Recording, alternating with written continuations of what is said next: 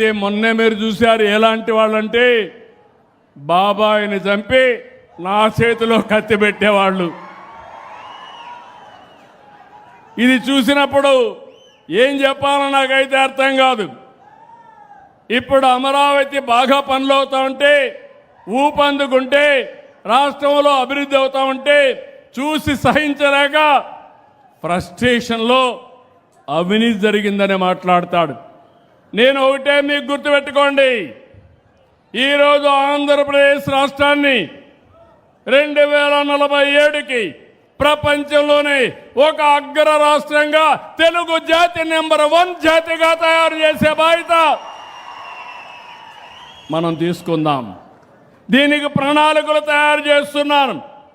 3 ప్రాంతాలు, ఒకటి విశాఖపట్నం కేంద్రంగా వెస్ట్ గోదావరి వరకు, అమరావతి కేంద్రంగా ప్రకాశం వరకు, అదే మరిగా తిరుపతి కేంద్రంగా రాయలసీమ ప్రాంతం అంతా అభివృద్ధి చేస్తాం. 3 మెగా సిటీలు వస్తాయి. రాయలసీమ ఎక్కడికక్కడ గ్రీన్ ఎనర్జీ హబ్గా తయారవుతుంది, హార్టికల్చర్ హబ్గా తయారవుతుంది. నాలెడ్జ్ ఎకానమీకి చిరునామా మన రాయలసీమని మరొకసారి విజ్ఞప్తి చేస్తున్నా. ఓర్వకల్లో డ్రోన్ సిటీ వస్తుంది, తిరుపతిలో స్పేస్ సిటీ వస్తుంది, అనంతపురంలో ఎలక్ట్రానిక్ సిటీ వస్తుంది, ఏరోస్పేస్ సిటీ కూడా వస్తుంది. విమానాలు ఎక్కడో తయారు చేయడం కాదు, మన అనంతపురంలోనే, ఈ జిల్లాలోనే విమానాలు కూడా తయారు చేసే పరిస్థితికి వస్తారు. ఇలాంటివన్నీ పెట్టి నేను ముందుకు పోతా ఉంటే ఇష్టానుసారంగా గడిచినటువంటి 21 నెలల్లో 20 లక్షల కోట్ల రూపాయలు పెట్టుబడులు వచ్చి 23 లక్షల మందికి ఉద్యోగాలు వచ్చే అవకాశం వస్తూ ఉంది.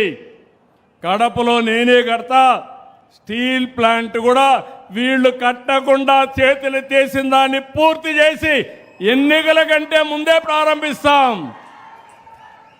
ఇలాంటివన్నీ మనం చేస్తే వీళ్ళు రాష్ట్రం మీద పగబెట్టారు. పగబెట్టి ఇష్టానుసారంగా మాట్లాడుతున్నారు. పోయిన 5 సంవత్సరాలు వీళ్ళుంటే 2000 కోట్లు ఖర్చు పెట్టలేదు. అదే తెలుగుదేశం వస్తానే హంద్రీ నీవా ప్రపంచంలోనే పొడవైనటువంటి కాలువ, ఎన్నో లిఫ్ట్ ఇరిగేషన్లు పెట్టి సమర్థవంతంగా చివరి భూములకి, చివరి రివర్లకు కూడా నీళ్లు తీసిపోయే పరిస్థితి వచ్చాం. నేను మీ అందరికీ ఒకటే విజ్ఞప్తి చేస్తున్నాను, పెట్టుబడులు వస్తున్నాయి, ఉద్యోగాలు వస్తాయి, యువత బాగుపడుతుంది. ఇది చూసి ఓర్వలేక వాళ్ళని భయపెట్టే పరిస్థితికి వస్తున్నారు. అమరావతి వస్తుంది, విశాఖపట్నం అభివృద్ధి అవుతుంది, తిరుపతి అభివృద్ధి అవుతుంది, ప్రతి జిల్లా అభివృద్ధి అవుతుంది. ఇది నా భరోసా. ప్రతి గ్రామాన్ని ఆదర్శ గ్రామంగా తయారు చేస్తాం. తాడిపత్రి కూడా అభివృద్ధి అవుతుంది. అదే మాదిరిగా నేను ఒకటే మిమ్మల్ని కోరుతున్నా, మనకు సేఫ్టీ కావాలి, మన ఆస్తులకు రక్షణ కావాలి, మన ఆడబిడ్డలు స్వేచ్ఛగా తిరగాలి. అవునా కాదా? ఒకప్పుడు మీరు తిరిగారా? 1924 బయట వచ్చారా? మీరు వచ్చారా అని మిమ్మల్ని అడుగుతున్నా. ఈరోజు నేను గ్యారంటీ ఇస్తున్నా, మా ఆడబిడ్డల జోలుకి ఎవరైనా వస్తే అదే చివరి రోజు మీకు.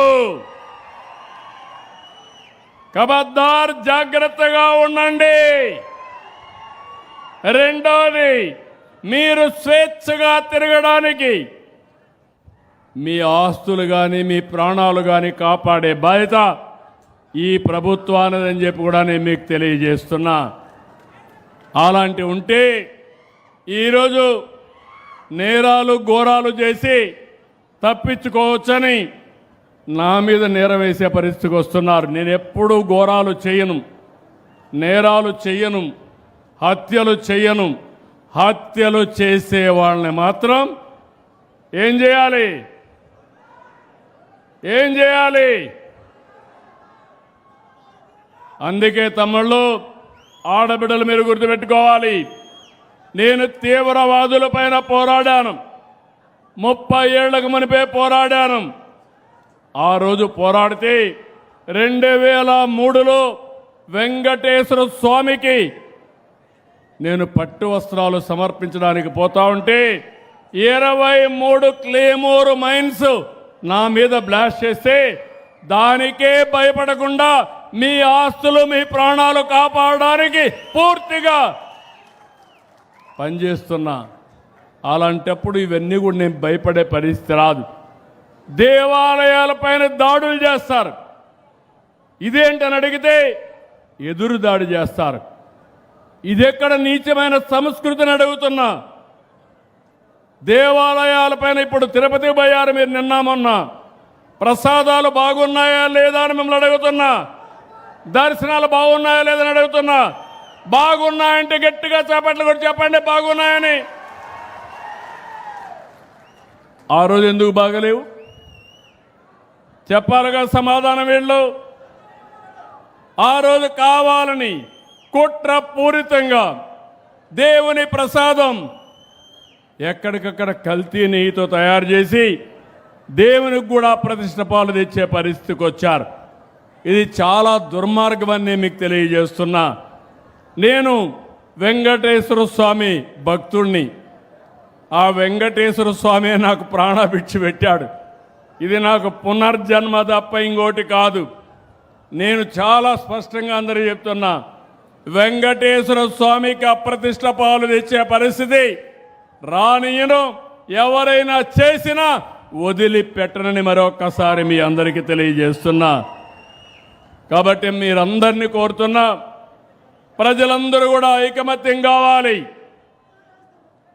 జలసిరితో రాష్ట్రంలో జలధారతో రాష్ట్రంలో ప్రతి ఎకరా భూమికి జలహారతి ఇవ్వాలి. నేను ఈ మాట వాడుతున్నాను. జల ధార ఎక్కడికక్కడ ఉండే నీళ్లన్నీ ఉపయోగించుకొని ప్రతి ఎకరాకు జలహారతి ఇవ్వగలిగితే దానికంటే గొప్ప విషయం ఇంకోటి ఉండదు. నేను 30 ఏళ్ళు కష్టపడ్డాను. ఇప్పుడు హామీ ఇస్తున్నా. నాకు కూడా ఒక నమ్మకం వచ్చింది. అన్ని ప్రాజెక్టులు పూర్తి అవుతాయి. మైక్రో ఇరిగేషన్ పోతాం. నీటిని పొదుపు చేస్తాం. నీటిని సమర్థవంతంగా ఉపయోగిద్దాం. నేను మీకు అండగా ఉంటా. మీరు నాకు తోడుగా ఉండి పూర్తిగా సహకరించమని మిమ్మల్ని అందరినీ కోరుకుంటున్నా.